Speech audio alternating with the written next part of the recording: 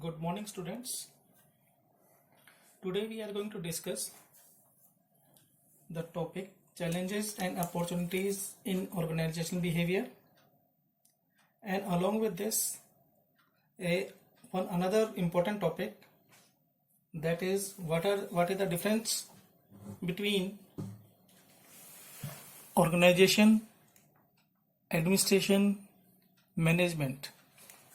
So, to start with, let us discuss what are the challenges and opportunities of organization behavior in current scenario. Challenges and opportunities for OB are massive and rapidly changing for improving productivity and meeting business goals. Now, although the problems with organizations and the solution over the ages have not changed, the emphasis and surrounding environment context certainly have changed. Although the resulting lean and the mean organization offered some short-term benefit in terms of lowered cost and improved productivity, if they continue to do business as usual, they would not be able to meet current or future challenges. As a Harvard Business Review article argues, these are scary times for managers. The singular reason given for these frightening times is the increasing danger of disruptive change. The nature of work is changing so rapidly that rigid job structures impede the work to be done now, and that all may drastically change the following year, month, or even a week. Now we are going to discuss the challenges and opportunities of OB. They can be pointed out as improving people skill. This is the first challenge, improving people's skill. What is this? As we know, technological changes, the structural changes, environmental changes are accelerated at a fast rate in business field. Unless employees and executives are equipped to possess the required skill to adopt those changes, the targeted goals cannot be achieved in time. The two different categories of skills are managerial skills and the technical skills. Some of the managerial skills include listening skills, motivating skills, planning and organizing skills, leading skills, problem solving skills, decision making skills, and many other skills. These skills can be enhanced by organizing a series of training and development programs, career development program, induction program, socialization, learning, conducting seminars, so that the manager or the responsible person should acquire these managerial and technical skills so that they can cope up with the various internal and external changes, and also to cope up with globalization change. Next is improving quality and productivity.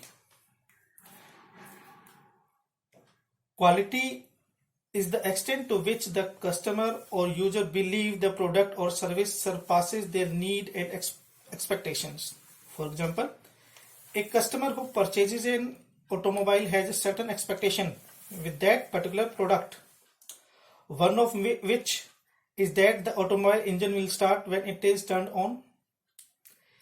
If the engine fails to start, the customer's expectation will not have been met, and the customer will perceive the quality of car as poor.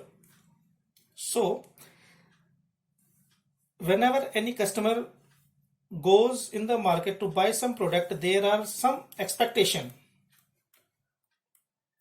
of the customer from the product and from the company of that particular product. And those expectation must be satisfied. That is the responsibility of the industry or the organization, and that can be sought out by improving the quality of the product and by increasing the overall chain of productivity. There are many key dimensions of a quality which can be explained as: one is the performance. What is performance? Primary rating characteristics of a product such as signal coverage, audio quality, display quality, etc. If a customer is going to buy a mobile phone, then that customer will see these particular performance qualities of that particular mobile phone. If they are up to his or her expectation or the international standards, then definitely he will buy it. So it is the responsibility of the manager so that the product of that particular organization should perform as per international or the national standards. Second key dimension of quality is features. Although we can say these are the secondary characteristics or the added feature, such as when we go for buying a mobile phone, as per in the earlier case, we are going to see what are the secondary features which are in that particular mobile. Those secondary features may be the quality of calculators and alarm clock feature in that particular headphone.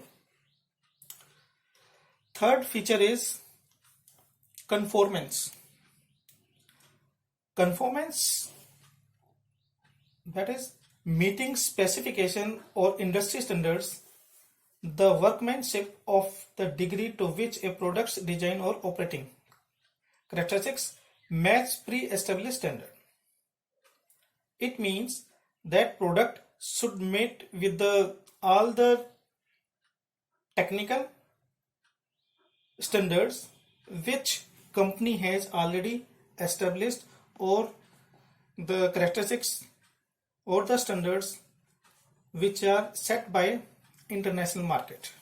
So if the product is competing with those standards, then naturally the market will rise. Next key performance key feature is reliability. No doubt the product should be reliable. The probability of products falling within a specific period, it should be reliable. It means it should work properly for years with all its features. Next is the durability. Durability, it is the measure of product's life having both economical and the technical dimension. So along with the reliability, that particular product should be durable also. Next, the services. Resolution of problem and complaints, ease of repair. These are some of the services that can be provided.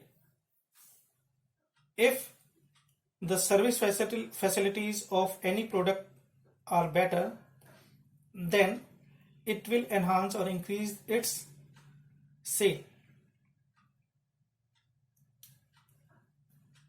Next is the response.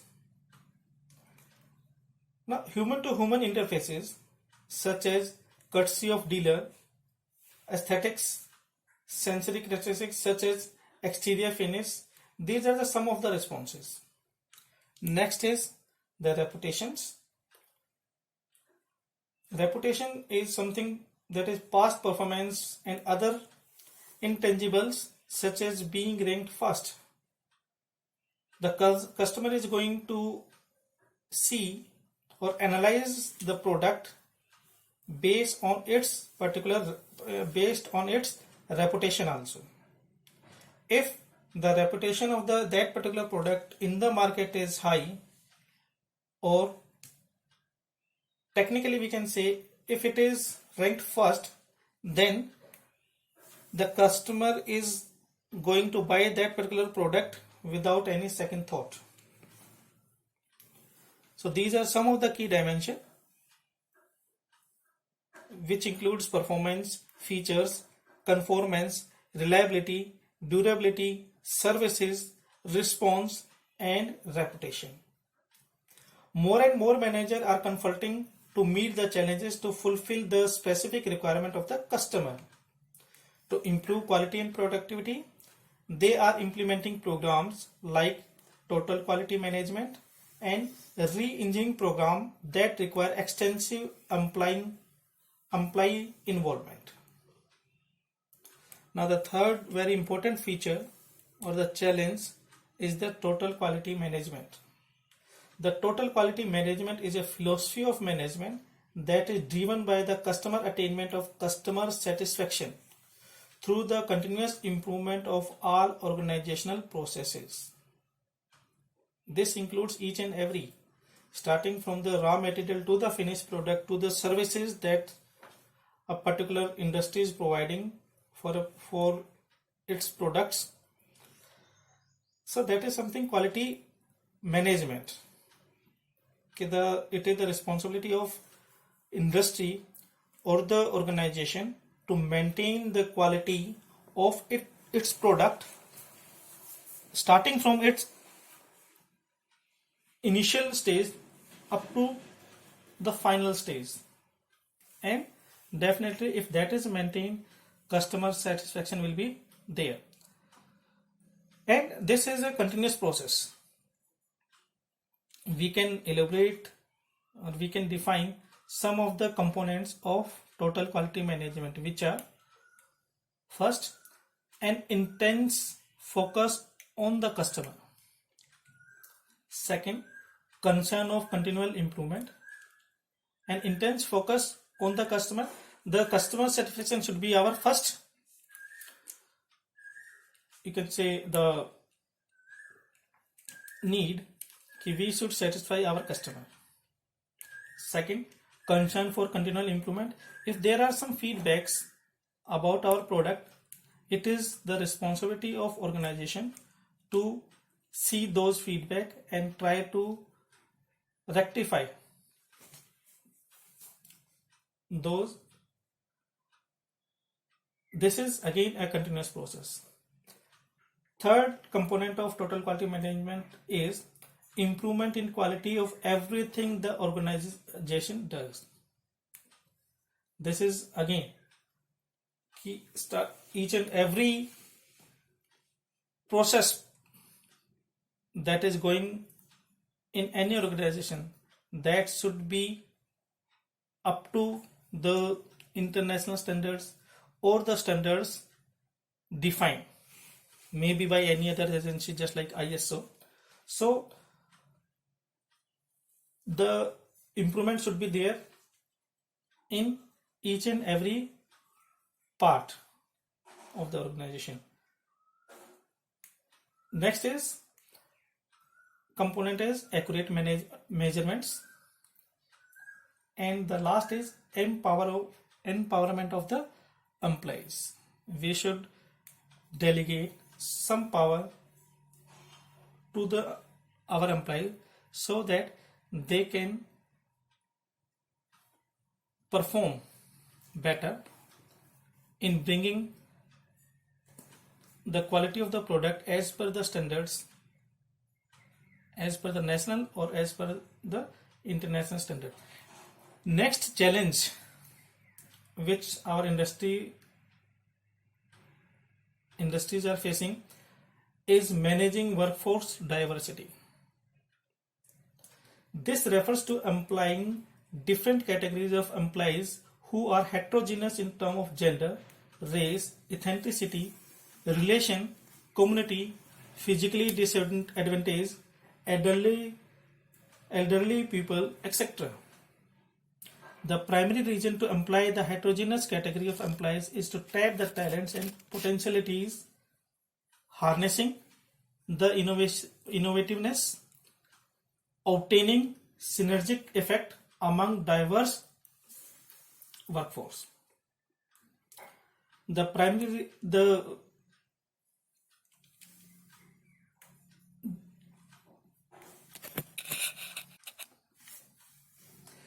was the primary reason.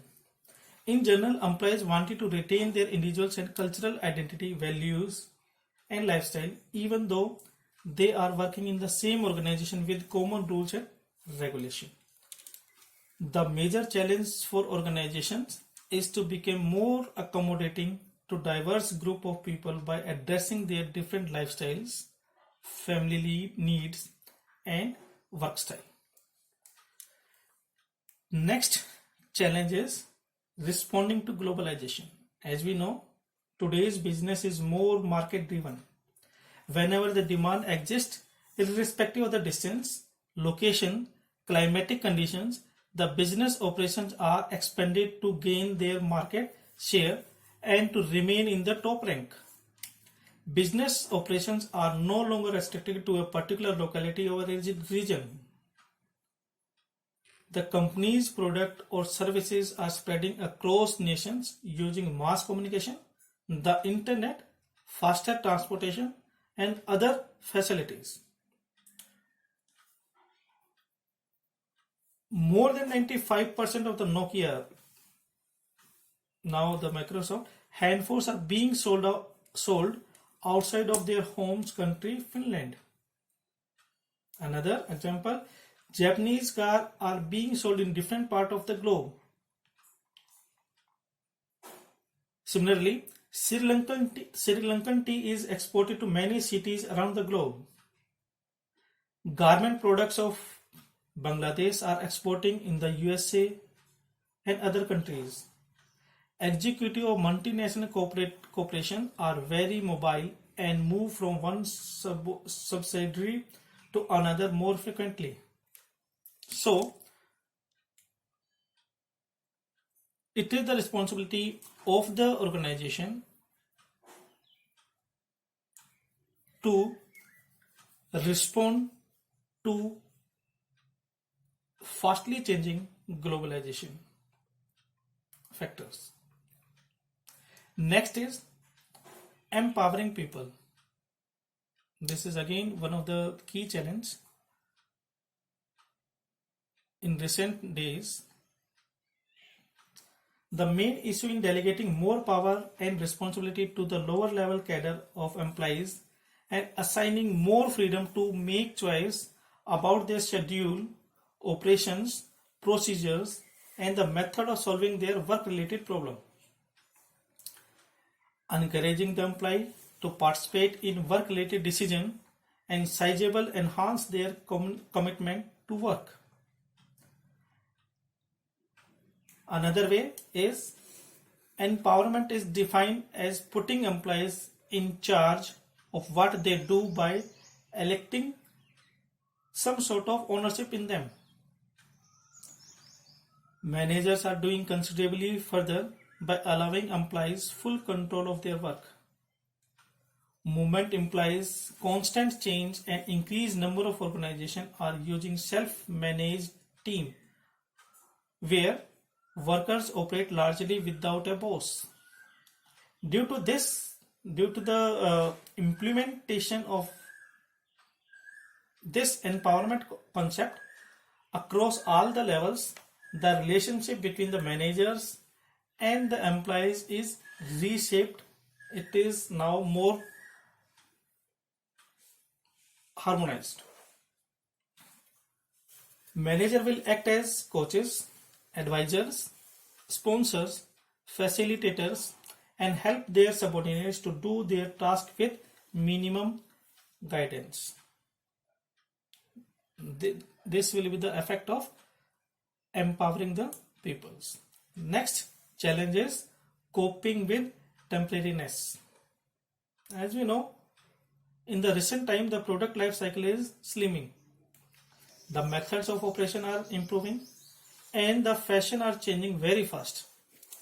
In these days, the managers needed to introduce major change programs once or twice a decade. Today, change is an ongoing activity for most managers. The concept of continuous improvement implies constant change.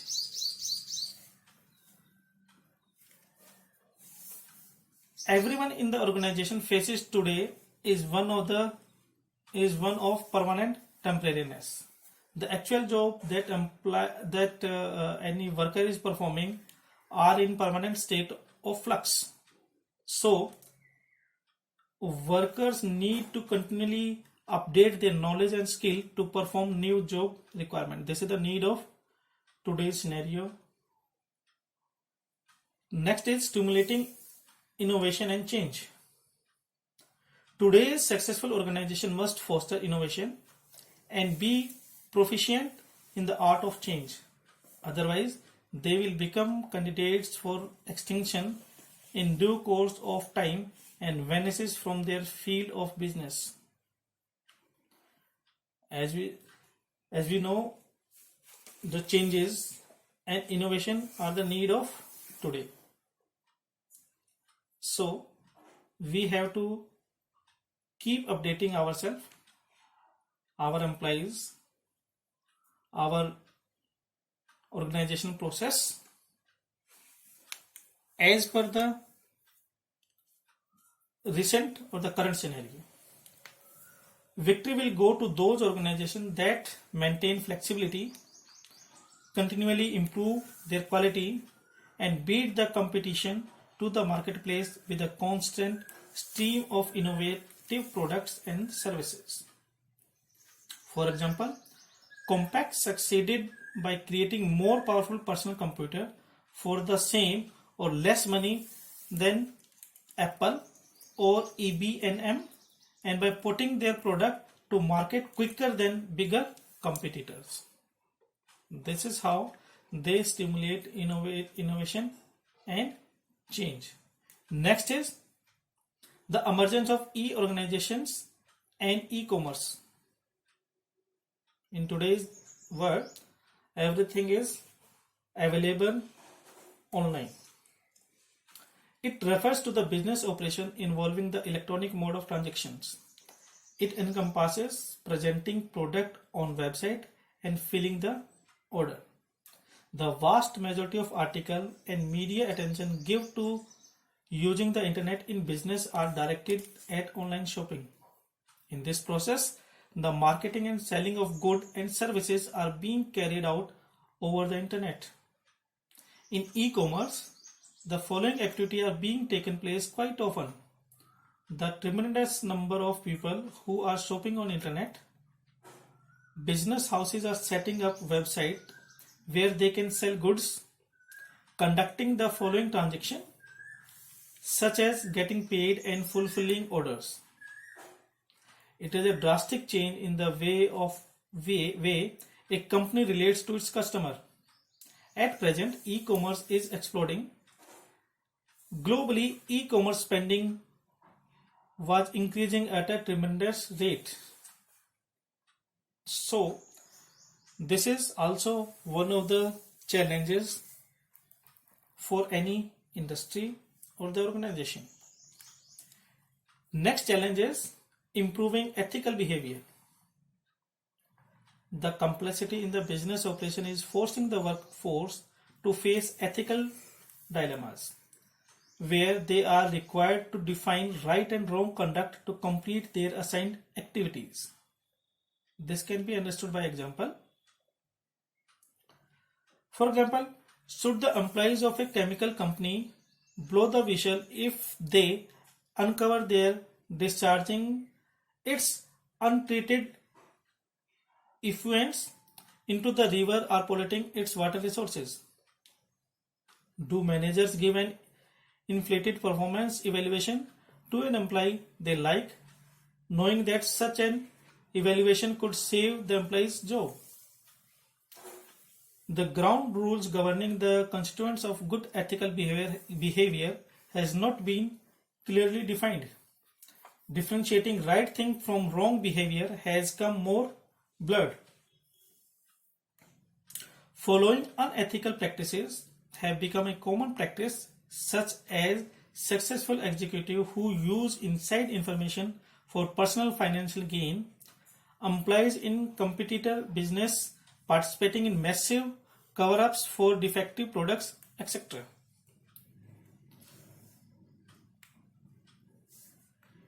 Next is challenge is the improving customer services. Organization behavior can contribute to improve organizational performance by showing direct how employees' attitude and behavior are associated with customer satisfaction. In that case, service should be the first production oriented by using technological opportunities like a computer, the internet, or any other mode. To improve customer service, we need to provide sales service and also after sales services. These are the demand of the day. Next is helping employees balance work life conflicts. The typical employees in 1960s or 70s showed up at the workplace Monday through Friday and did his or her job 8 or 9 hour chunk of time. The workplace and hours were specified. That's no longer true for a large segment of today's workforce. Employees are increasingly complaining that the line between work and non-work time has become blurred, creating personal conflicts and stress. Many forces have contributed to blurring the lines between employees' work life and personal life.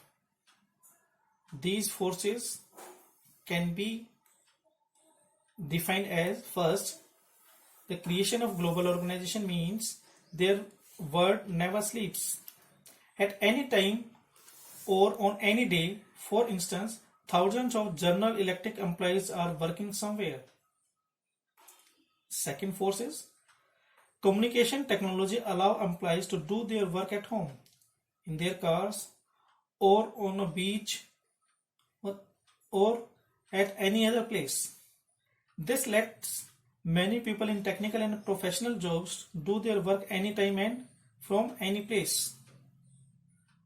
Third one, organizations are asking employees to put in longer hours.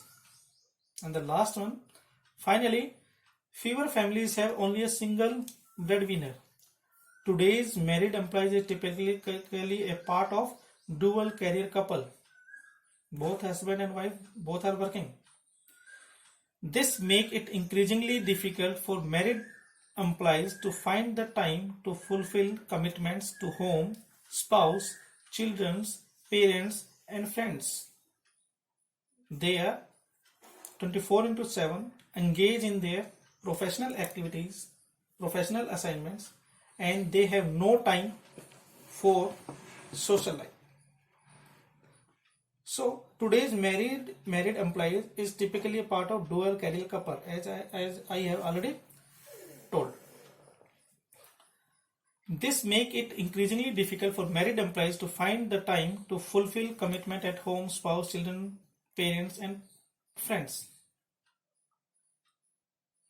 Employees are increasingly recognizing that work is squeezing out personal lives and they are not happy about it. For example, recent studies suggest that employees want jobs that give them flexibility in their work schedule so they can better manage work or life conflicts. Also, the next generation of employees is likely to show similar concern. A majority of college and university students say that attaining a balance between personal life and work is primary career goal. They want life as well as job, and it is necessary also.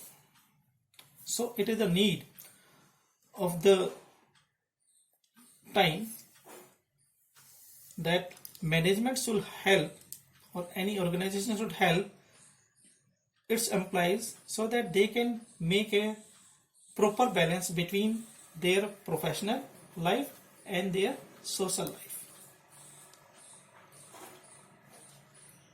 Next is Opportunities, flattening world. From a famous book of Thomas Friedman, the world is flat. A brief history of 21st century make the point that the internet has flattened the world and created an environment in which there is more level of playing fields in terms of access to information. This access to information has led to an increase in innovation as knowledge and can be shared instantly across time zones and cultures. It has also created intense competition as the speed of business is growing faster and faster all the time. In his book Wikinomics, Don Tapscott note that mass collaboration has changed the way work gets done, how products are created, and the ability of people to work together without ever meeting. So, these are some of the challenges in organizational behavior. So students, these are some of the challenges and opportunities of organizational behavior that any industry is facing in recent days or in current scenario. Thank you students. Thanks for listening my lecture.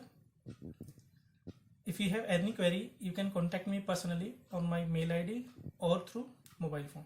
Thank you. Have a nice day. In the next lecture, we are going to cover the difference between organization and management, and also we are going to compare organization, administration, and management. So, wait for my next lecture. Thank you.